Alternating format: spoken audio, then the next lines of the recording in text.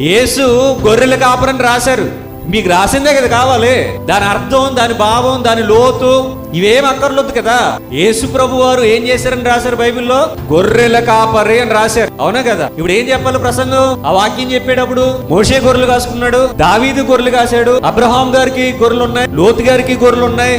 పాత నిబంధన భక్తులు చాలా వరకు గొర్రెలు మేపుకున్నారు కాబట్టి ఆ యోధా కుటుంబంలో పుట్టినటువంటి యేసుప్రభు వారికి కూడా గొర్రెల మందరు ఉన్నాయి. ఆయనేమో గొర్రెలు కాపరని చెప్పాలి. చెప్పండి మరి, చెప్తారా? యేసుక్రీస్తు వారు ఎక్కడ గొర్రెలు మేపాడైనా మరి రాశారు కదా వాక్యంలో. ఇప్పుడైనా చదివారా? మీ ఇంట్లో కూడా ఫోటోలు ఉంటాయి నాకు తెలుసు.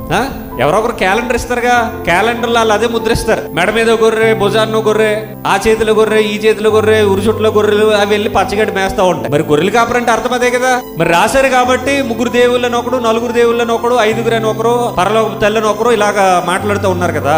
మరి చెప్పాలి కదా అది కూడా. ఇంకేంటి, పరలోకంలో గొర్రె పిల్ల ఉందని కూడా రాశారు. పరలోకంలో ఏముంది? గొర్రె పిల్ల ఉందని రాశారు. దాని మీద కూడా మరి ప్రసంగాలు చేయాలి. పరలోకంలో గొర్రెలు ఉన్నాయి, గొర్రె పిల్లలు ఉన్నాయని. కుక్కలు పరలోకం వెళ్ళవని కూడా రాశారు. కుక్కలు వెళ్ళవగానే అన్ని మిగిలిన అన్ని జంతువులు కూడా వెళ్తాయని ప్రసంగాలు చేయాలి. ఎందుకంటే రాశారు కదా, బైబిల్లో రాశారు కదండి. తండ్రి, కుమార, పరిశుద్ధాత్మని, యెహోవాని రాశారు కదా. మరి ముగ్గురు ఎందుకు ఆగిపోయారు? నలుగురు కదా. పరలోకపు తల్లిని రాశారు కదా, ఐదుగురు అయ్యారు కదా. చెప్పండి ప్రసంగాలు మరి అందరూ. ఏమండి, బైబిల్లో అక్షర జ్ఞానాన్ని పట్టుకుని, కనిపించే పదాలు పట్టుకుని ఈరోజు క్రైస్తవ సమాజం నాశనం వైపు పరుగులు పెడతా ఉన్నారండి.